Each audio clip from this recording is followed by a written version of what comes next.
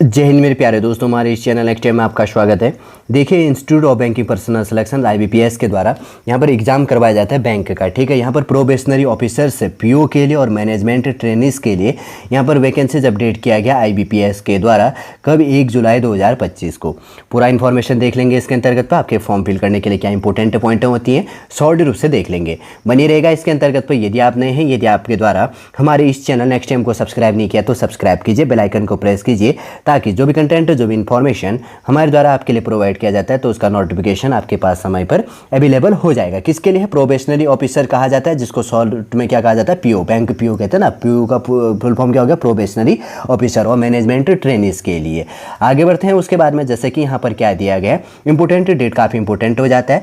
1 जुलाई से लेकर आप 1 जुलाई तक फॉर्म फिल कर सकते हैं। 1 जुलाई से लेकर 21 जुलाई तक फीस पेमेंट करेंगे आप 1 जुलाई से लेकर 21 जुलाई तक। आपका जो अगर बात करेंगे तो कंडक्ट ऑफ प्रीलिम्स एग्जाम जो ट्रेनिज है PET अगस्त में करवा दिया जाएगा। Download of call letters for online application जो यहाँ पर एग्जामिनेशन से प्रीलिमिनरी है, प्री का एग्जाम है, अगस्त में करवा दिया जाएगा। और ऑनलाइन एग्जामिनेशन जो प्रीलिम्स का है अगस्त 2025 में होना है। रिजल्ट आपका अनाउंस कर दिया जाएगा प्रीलिम्स का सितंबर 2025 में। Download of call letters for online examination से मेंस का सितंबर अक्टूबर 2025 में। ऑनलाइन एग्जामिनेशन मेंस होगा अक्टूबर 2025 में। Declaration of the result mains exam होगा नवंबर 2025 में। जो अगर बात करेंगे तो यहाँ पर इंटरव्यू होगा, पर्सनैलिटी जो टेस्ट होगा तो आपका नवंबर दिसंबर 2025 में करवा दिया जाएगा। कंडक्ट ऑफ इंटरव्यू कंडक्ट करवा दिया जाएगा आपका इंटरव्यू दिसंबर 2025 जनवरी 2025 में। और प्रोविजनल जो अलॉटमेंट है आपको जनवरी फरवरी 2026 में आपको ज्वाइनिंग करवा दी जाएगी। ठीक है, बहुत सारा है, लगभग शायद यहाँ पर जो चार्ट प्रोवाइड किया जाता है इनके द्वारा 50 पेज का चार्ट है, लेकिन हम शॉर्ट में देख लेंगे क्या क्या इंपॉर्टेंट हो जाता है। इसमें भी वैकेंसीज है bank of Baroda, Canara bank, Indian overseas bank, UCO bank, bank of India, central bank of India, Punjab and national bank, union bank of India और bank of Maharashtra, Indian bank और पंजाब एंड सिंध बैंक के लिए यहाँ पर वैकेंसीज है। और उसके बाद की बात करेंगे तो प्रोबेशनरी ऑफिसर्स है एंड मैनेजमेंट ट्रेनी के लिए यहाँ पर वैकेंसीज दिया गया। और चीज़ के लिए भी मैंने एक इससे अलग भी वीडियो प्रोवाइड किया गया, उसमें भी इन्हीं बैंकों के अंतर्गत पर अलग अलग लॉ से रिलेटेड बहुत सारी वैकेंसीज अपडेट की गई है। डीपली मैंने उसमें सारा का सारा बात किया, ठीक है ना, नहीं तो उसमें भी देख लेना आप। और ये दूसरी वैकेंसीज है, ये उसी के अंतर्गत पे IBPS के द्वारा ही करवाया जा रहा है, लेकिन इसके अंतर्गत पे किस चीज़ के लिए है? PO के लिए। ठीक है ना, इन चीज़ को भी आपको ध्यान में लेते हुए चलना है।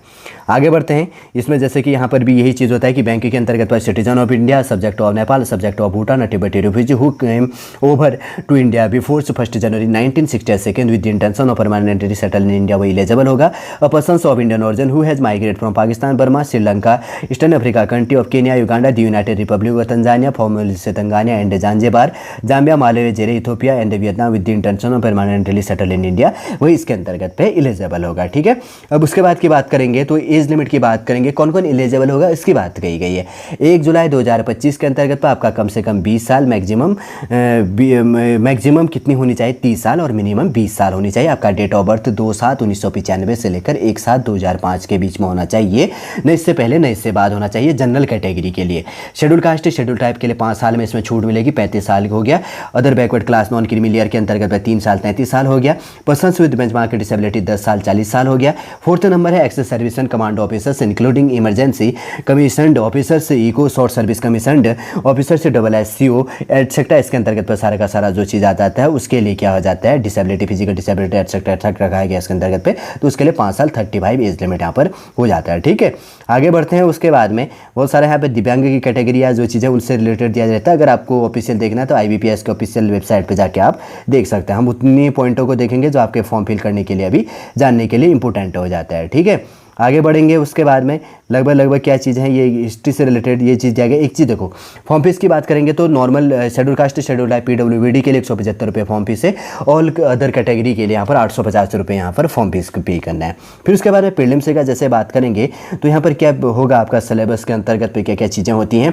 प्रोबेशनरी ऑफिसर्स के लिए English language 30 question 30 marks English language में देंगे, 20 मिनट का टाइम होता है। सेकेंड नंबर है क्वान्टिटी एप्टीट्यूड 35 क्वेश्चन, और उसके बाद में मैक्सिमम मार्क्स होगा 30 और हिंदी और इंग्लिश दोनों लैंग्वेज में 20 मिनट टाइम दी जाएगी। थर्ड नंबर है और अगर बात करेंगे तो इसके अंतर्गत पे जो रीजनिंग एबिलिटी से रिलेटेड होगा 35 क्वेश्चन होगा, 40 मार्क्स का होगा हिंदी और इंग्लिश, और 20 मिनट में। देखिए कितने स्पीड से क्वेश्चन सॉल्व करना पड़ता है। तो 100 क्वेश्चन 100 मार्क्स का हो गया, 60 मिनट के अंतर्गत तो 100 क्वेश्चन आपको यहाँ पर प्रीलिम्स में सॉल्व करना है, ठीक है।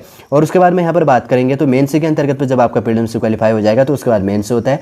रीजनिंग के अंतर्गत पे 40 क्वेश्चन 60 मार्क्स का होगा, बाइलैंग्वेज होगा हिंदी इंग्लिश, 50 मिनट का टाइम दी जाएगी। सेकंड है उसके बाद में जनरल इकोनॉमी से रिलेटेड, बैंकिंग अवेयरनेस से रिलेटेड, डिजिटल फाइनेंशियल जो फाइनेंस से रिलेटेड जो चीज़ होता है फाइनेंशियल जो अवेयरनेस लिखा गया है, इंक्लूडिंग आरबीआई जो इसके अंतर्गत पे सर्कल बेस के अंतर्गत पे होता है, ठीक है ना। तो 35 क्वेश्चन इसके अंतर्गत पूछा जाएगा, 50 मार्क्स का होगा, बाइलैंग्वेज होगा हिंदी इंग्लिश, 25 मिनट इसको सॉल्व करने का टाइम होगा। थर्ड नंबर है इंग्लिश लैंग्वेज में 35 question 40 minute, English language 40 minute. Fourth number है डेटा एनालिसिस के अंतर्गत पे इंटरप्रिटेशन जैसे कहा गया 35 क्वेश्चन 50 मार्क्स और हिंदी और इंग्लिश दोनों लैंग्वेज 45 मिनट।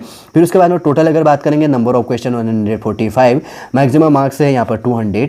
और उसके बाद में अगर बात करेंगे तो टाइमिंग कितना है 1 घंटा, इसके अंदर सॉरी यहाँ पर 2 घंटा इसके अंतर्गत पे क्या दिया जाना है, लगभग 40 मिनट एवरेज इसके अंतर्गत पे टाइमिंग दी जाएगी सॉल्व करने के लिए, 160 मिनट जैसे कि यहाँ पर दिया गया है, ठीक है ना।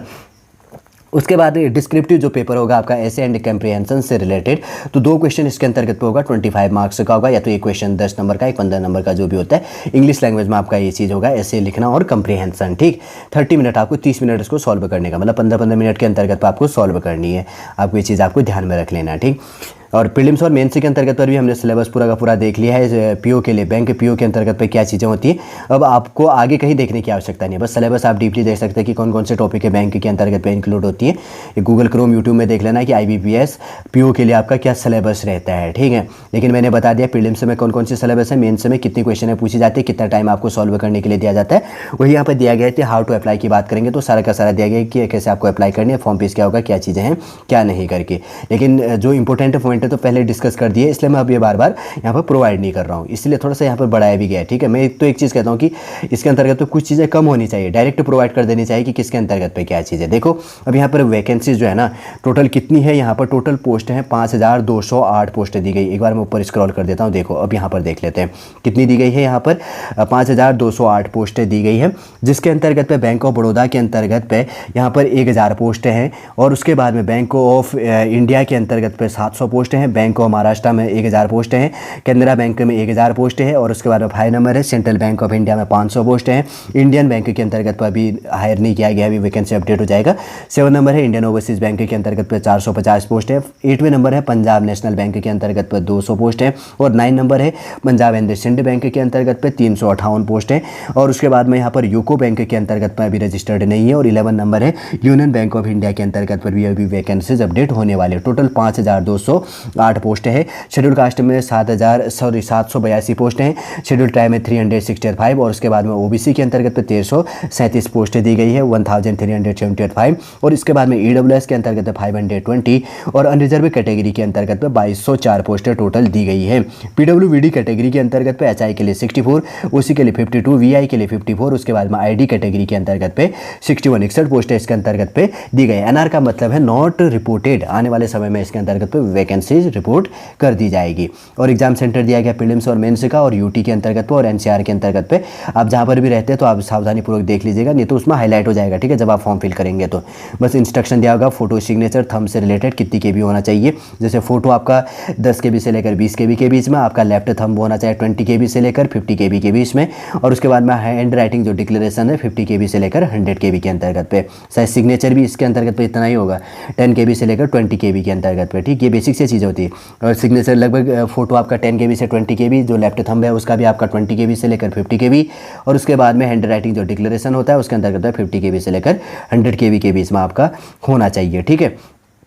लेकिन अब इतना इंपॉर्टेंट है नहीं इसके अंतर्गत पे।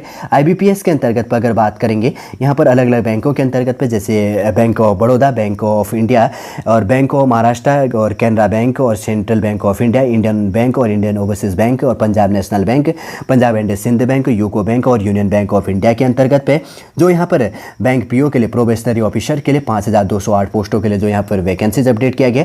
सॉलिड रूप से एक चीज़ हमने यहाँ पर एजुकेशन क्वालिफिकेशन कहीं पर छूट गया, ठीक है ना, ये चीज़ देख लेना कि इसके अंतर्गत तो नॉर्मली ओनली ग्रेजुएशन मांगा गया होगा, ज़्यादा चीज़ें नहीं होती। तो इसके अंतर्गत तो जो वैकेंसीज अपडेट किया गया है, जो भी आपके जानने के लिए इंपॉर्टेंट पॉइंट है, सॉल्ड इस वीडियो के अंतर्गत आपके लिए प्रोवाइड कर दिया है। उम्मीद करूंगा दोस्तों सॉल्ड पूरा इन्फॉर्मेशन आपको समझ में आ गया होगा। यदि आज का वीडियो आपको अच्छा लगे तो लाइक कीजिए, कमेंट कीजिए और हमारे इस चैनल नेक्स्ट टाइम को सब्सक्राइब कीजिए। वापस हम नेक्स्ट क्लास के अंतर्गत आपसे मिलेंगे। जय हिंद, जय भारत।